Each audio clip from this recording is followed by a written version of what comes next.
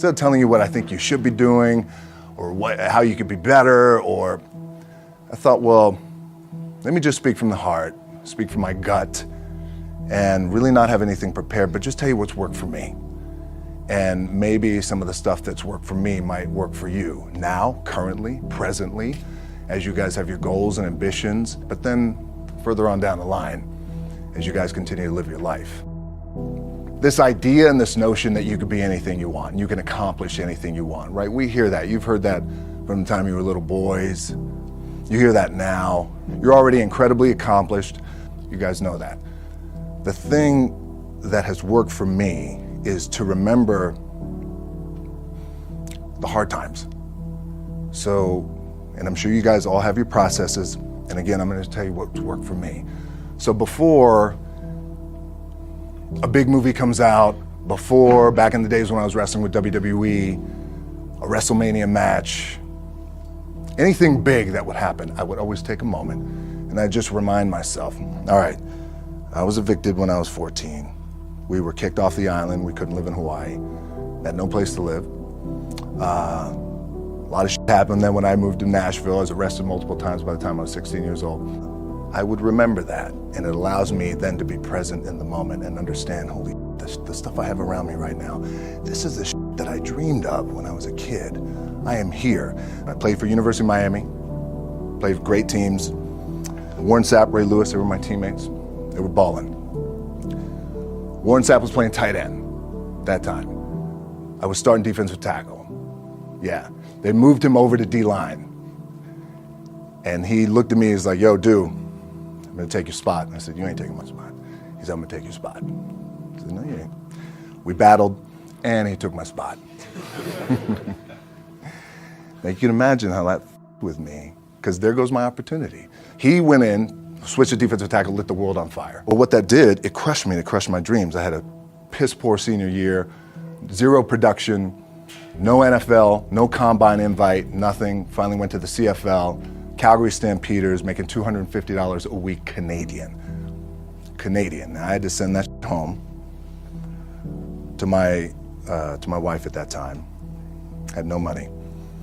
So I remember that. When I got cut from Canada, my dad in his pickup truck came down 4 o'clock in the morning, picked me up in Miami from Tampa. We lived in a little apartment in Tampa. He drove down in his little pickup truck to Miami to get me when I was cut from the CFL. And I thought, well, I leave home like you guys left home. I'm ready to tackle the world, to get after it, achieve my dreams and goals. Crushed by 22, 23 years old. Now I got to move back in with my mom and dad. I played on great teams, though. Wait a second, this is not supposed to be my future. I'm supposed to be in the NFL right now. I'm supposed to be making a lot of coin and buying my parents buying me taking care of my wife, but it never happened. So I pulled out my wallet. I thought, well, let me see how much money I have. I opened it up. I had a 5, a 1, and change. Well, at least I rounded up to $7. But I thought, God, ain't this a bitch? I got $7 in my pocket. Where the do I go now? What do I do? I can't go back to CFL. The point comes where you hear that voice, the big run's over. Like, you're done, right? So I heard that voice. So as Coach was saying, man, I hold on to that. I'm telling you, my back is up against this mother. We laugh, we joke, we have a good time, but my back is still up against this mother. I do not forget it. What this also helps me do, and again, it works for me, is at some point, you gotta be tired of not being number one. You have to be, and you gotta play angry, and I play angry. Now, I'm cool and calm with my approach, and when I step out on my field, which is a set, or, like, there's some, and you're always gonna have haters, and haters are like, well, God damn, man, how many movies are you gonna make, or how much shit are you gonna do? Like, you do a lot of shit. I say, yes, it's my ambition. Of course, why not? I could do it. Yeah, I love what I do. And not only that, but in what world do we not work every day? My back is up against this thing, and I started to play angry, by the way, and I still play angry. My last match, Brock Lesnar, transitioned, and I realized if I had to be great at something, I wanted to be great in this world of Hollywood and movie making and producing and entertainment, I had to commit, and like you guys have to commit. Obviously, you commit to something, commit to the goal. So I quietly retired 2 years later, I thought, what did I do with my career? Because my movies were not doing well.